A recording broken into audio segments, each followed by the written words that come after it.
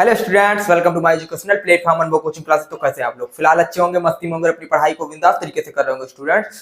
तो स्टूडेंट, जैसा कि हम जानते हैं हमारे छोटे चैनल के माध्यम से क्लास 10 वाले बच्चों की यूपी बोर्ड की प्रिपरेशन कराया जा रहा है। ठीक उसी के लिए मैं लेकर आ चुका हूं छोटा सा सेशन। तो इस छोटे से सेशन में आज हम बात करने वाले हैं जितने भी फिजिक्स के महत्वपूर्ण सूत्र होने वाले हैं, सब आज इसी सेशन के माध्यम से डिस्कस करने वाले हैं।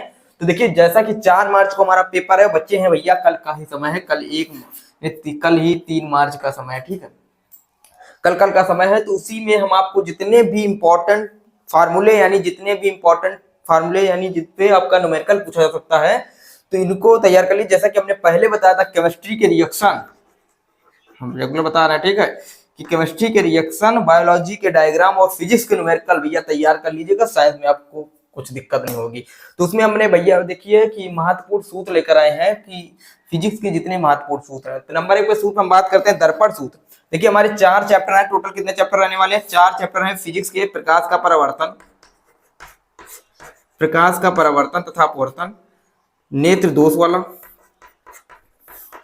ठीक, यहां से 12 नंबर आपके यहां से क्लियर कर होने वाले हैं, यानी 2 चैप्टर आप तैयार कर लेते हैं तो 12 नंबर यहां से क्लियर होंगे, प्रकाश का परावर्तन तथा अपवर्तन से, और नेत्र दोष से आपका 12 नंबर क्लियर होगा। उसके बाद हम बात करते हैं विद्युत वाला चैप्टर और विद्युत धारा का चुंबकीय प्रभाव वाला चैप्टर। ठीक, तो 13 नंबर यहां से क्लियर होने वाला विद्युत वाला चैप्टर, विद्युत धारा का चुंबकीय प्रभाव अगर तैयार कर लेते हैं तो 13 नंबर यहां से क्लियर होता है, और 2 चैप्टर अगर यहां तैयार कर लेते हैं, प्रकाश का परावर्तन तथा अपवर्तन, तो 12 नंबर वहां से क्लियर हो, तो टोटल आपके हो जाएंगे 25 नंबर। फिजिक्स के 25 नंबर आपके क्लियर होंगे। ठीक है, तो इसमें से आपका खाली न्यूमेरिकल आते हैं भैया, न्यूमेरिकल या डेरिवेशन पूछा जाता, कुछ नहीं पूछा जाता भैया, थ्योरिकल आ जाता है। ठीक है, तो इसमें देखिए पहला चैप्टर का जो मोस्ट इंपॉर्टेंट जो फार्मूला होने वाला है, ठीक है, तो मोस्ट इंपॉर्टेंट फार्मूला ये फार्मूला होने वाला है। ठीक, नंबर 1 फार्मूला मोस्ट इंपॉर्टेंट, जिसे दर्पण सूत्र भी कहते हैं। ये फार्मूला तैयार करके जाइएगा, दर्पण सूत्र। इससे आपका न्यूमेरिकल या फार्मूला से कुछ भी बेसिक क्वेश्चन बना सकते हैं, और इसी फार्मूले से क्वेश्चन आपका पूछा जा सकता है। डेरिवेशन पहले क्लास 10th में था, लेकिन अब डेरिवेशन सिलेबस से आउट है। डेरिवेशन आपको नहीं पढ़ना है, बस आपको खाली फार्मूला पढ़ना है। फार्मूले पे आपको जितने भी न्यूमेरिकल है उसको तैयार कर लें। यहाँ 1/f, एफ का मतलब होता है फोकस दूरी, वी का मतलब होता है प्रतिबिंब की दूरी, और व्यू का मतलब होता है वस्तु की दूरी। ठीक, तो ये वाला फार्मूला तैयार कीजिए, इस पे न्यूमेरिकल लगा लीजिएगा, इसको छोड़ के मत जाइएगा बोर्ड एग्जाम में, नहीं तो भी दिक्कत हो जाएगा। उसके बाद बात करते हैं, एक फार्मूला और आता है जिसमें का एमसीक्यू जरूर से जरूर आता है। ठीक, हर सेट में एमसीक्यू रहता है। ये F इक्वल टू r/2 क्या है? F इक्वल टू r/2 यानी फोकस दूरी जो त्रिज्या की आधी होती है, या फिर हम लिख सकते हैं r इक्वल टू 2f, या फिर r इक्वल टू हम लिख सकते हैं 2f, यानी जो त्रिज्या होती है वो फोकस दूरी की दोगुनी होती है। इस फार्मूले पे न्यूमेरिकल आता है, इसको तैयार करके जाइएगा बोर्ड एग्जाम में। उसके बाद हमारे पास दे रखा है 1/f equal to 1/v minus 1/u। ठीक, क्या है? 1/u। देखिए, इसको तैयार कर लीजिए। ये दर्पण फार्मूला है, ये लेंस फार्मूला है, इसे लेंस सूत्र कहते हैं। क्या कहते हैं? लेंस सूत्र। तो भैया दर्पण सूत्र में क्या है? 1/f equal to 1/v plus 1/u। Lens सूत्र में क्या रहता है? 1/f equal to 1/v minus 1/u। यहाँ माइनस वहाँ प्लस रहता है, बस कुछ दिक्कत नहीं। यहाँ भी f का मतलब फोकस दूरी होता है, वहाँ भी f का मतलब फोकस दूरी होता है। यहाँ भी v का मतलब प्रतिबिंब की लंबाई और प्रतिबिंब की दूरी होती है, वहाँ भी v का मतलब प्रतिबिंब की दूरी होती है। u का मतलब वहाँ भी वस्तु की दूरी होती है, u का मतलब यहाँ भी वस्तु की दूरी होती है। कोई दिक्कत नहीं, माइनस प्लस का फर्क है। बस इतना देख के जाइएगा कि कौन से चिन्ह परिपाटी आप तैयार करके जाइएगा, कि लेंस में चिन्ह परिपाटी कैसा रहता है और दर्पण में चिन्ह परिपाटी कैसा रहता है। उसके बाद आवर्धन क्षमता आ जाता है। आवर्धन क्षमता जिसे यम से प्रदर्शित करते हैं, एम को कहते हैं आवर्धन क्षमता। ठीक, और इसका फार्मूला होता है m इक्वल टू I/O, यानी प्रतिबिंब की लंबाई। I का मतलब इमेज, I मतलब इमेज, तो इमेज यानी लंबाई, यानी लेंथ ऑफ इमेज, यानी इमेज की लंबाई, तथा ऑब्जेक्ट, ओ का मतलब क्या होता है? ऑब्जेक्ट, यानी लेंथ ऑफ ऑब्जेक्ट, यानी वस्तु की लंबाई के अनुपात को आवर्धन क्षमता कहते हैं। फार्मूला भी है यही। देखिए, आपको अगर फिजिक्स में इतने फार्मूले तैयार, तो इसी फार्मूले से थ्योरी भी बनेगा, इसी फार्मूले से न्यूमेरिकल भी बनेगा, इसी फार्मूले से आपका डेरिवेशन, सारे इसी से। और डेरिवेशन कहीं नहीं है, 2 डेरिवेशन है। एक तो भैया समांतर क्रम, श्रेणी क्रम, यही डेरिवेशन, और कुछ नहीं है। ठीक है, तो आप इतना तैयार करके जाइए, पूरा इसी में से आपका पूरा फंसेगा। उसके यम इक्वल टू I/O, यानी इमेज की लंबाई, यानी प्रतिबिंब की लंबाई तथा वस्तु की लंबाई के अनुपात को आवर्धन क्षमता कहते हैं। यम इक्वल टू I/O, इसको तैयार कर लीजिए। भैया आप पूछ सकते हैं कि देखिए इसमें दे रखा है कि P का मतलब क्या होता है? डायोप्टर, लेंस की क्षमता। ठीक, हाँ, इसी में से मात्रक भी क्लियर करके चलिएगा। फोकस दूरी की मात्रक क्या होता है, मीटर होता है। वक्रता त्रिज्या की मात्रक मीटर होता है, ठीक। इसको तैयार करके चलिएगा यहीं से। P equal to 1/f। P यानी क्या है, P लेंस की क्षमता है। क्या है, लेंस की क्षमता, ठीक।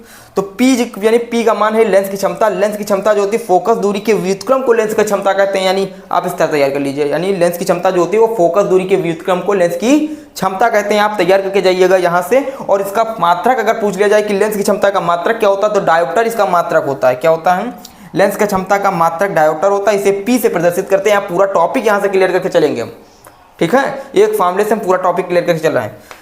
उसके भैया अब इसके बाद और इंपॉर्टेंट टॉपिक आ जाता है अपवर्तनांक। क्या आता है, अपवर्तनांक।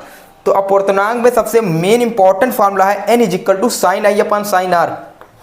भैया अपवर्तन आप लोगों ने पढ़ा होता है, जो पहला चैप्टर पढ़ा था हमने, प्रकाश का परावर्तन तथा अपवर्तन। प्रकाश के परावर्तन में परावर्तन है, ठीक। परावर्तन के नियम है, परावर्तन टॉपिक है, ठीक। उसके बाद अपवर्तन, अपवर्तन के नियम, अपवर्तन, इसको तैयार कर लीजिए। उसी में से एक अपवर्तन का नियम था कि अपतन कोण की ज्या तथा अपवर्तन कोण की ज्या के अनुपात एक नेतांक होता है।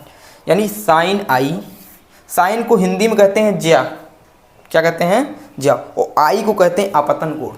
तो आपतन कोण की ज्या तथा अपवर्तन रिफ्लेक्शन एंगल, यानी रिफ्लेक्शन एंगल, अपवर्तन कोण कहते हैं रिफ्लेक्शन एंगल। यानी अपवर्तन कोण की ज्या, ज्या यानी साइन को कहते हैं हिंदी में ज्या, तो अपवर्तन कोण की ज्या के अनुपात को जो एक नेतांक के बराबर होता है, n के बराबर होता है, इसे ही स्नेल का नियम भी कहते हैं। इसको तैयार कर लीजिएगा।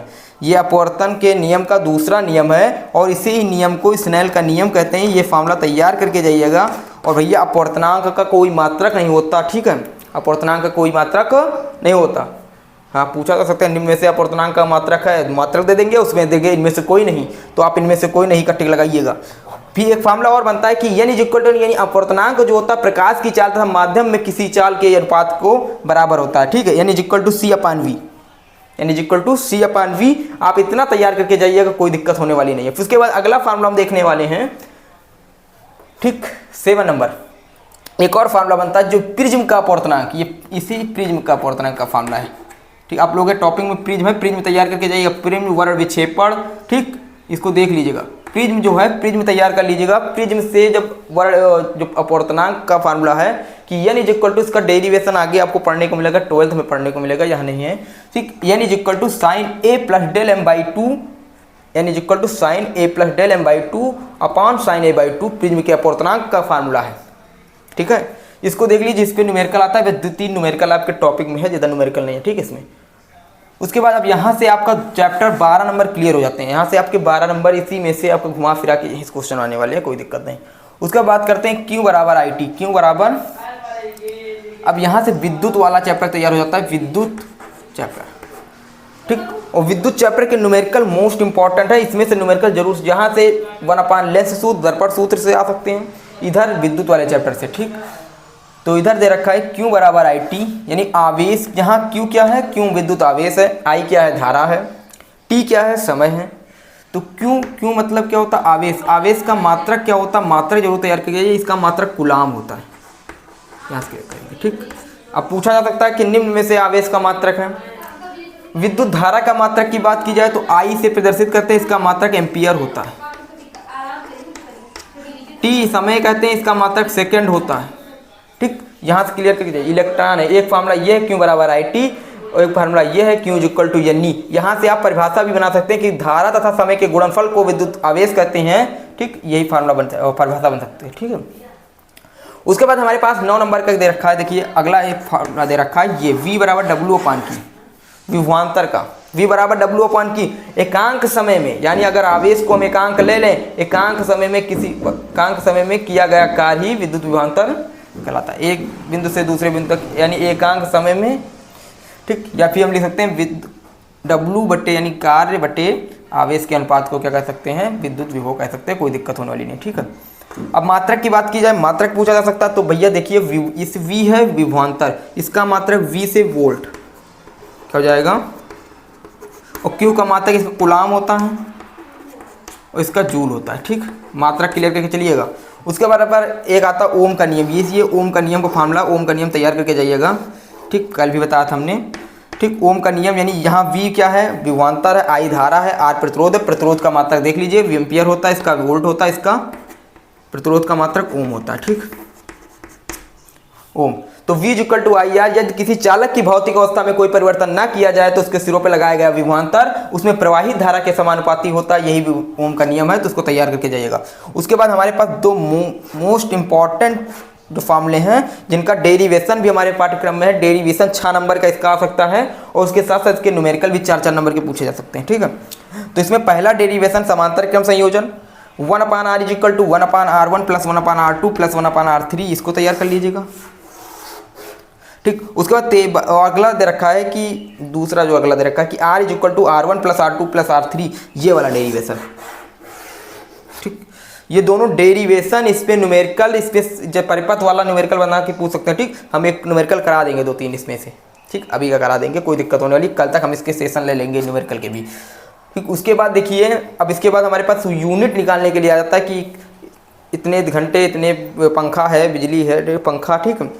कोई भी है कि इतने वाट का है, वो इतने घंटे चलता है इतने दिन में, तो आप बताइए कितना बिल आएगा या कितना खर्च होगा यूनिट। तो इसको निकालने के लिए एक फार्मूला आता है, यूनिट इज इक्वल टू वाट गुणे घंटा गुणे दिन बटे 1000। आप ये फार्मूला लगाइएगा और आपका यूनिट निकल के आ जाएगा, कोई दिक्कत होने वाली नहीं, ठीक। फार्मूला तैयार करके जाइएगा, ठीक। 4 नंबर के न्यूमेरिकल इसमें से भी आते हैं। उसके बाद विद्युत धारा का चुंबकीय प्रभाव, इसमें नियम इंपॉर्टेंट रहने वाले, जैसे मेंडल के नियम, फ्लेमिंग के दाएं हाथ का नियम, फ्लेमिंग के बाएं हाथ का नियम, ठीक। इसी तरह का नियम है, ठीक है। उसमें खाली एक ही फार्मूला है, ये फार्मूला है F is equal to IBL sine theta, ये वाला फार्मूला तैयार करके जाइएगा। इसके अलावा ये मोस्ट इंपॉर्टेंट फार्मूला, इसको स्टार लगाइए, इस पे न्यूमेरिकल आ सकता है, ठीक।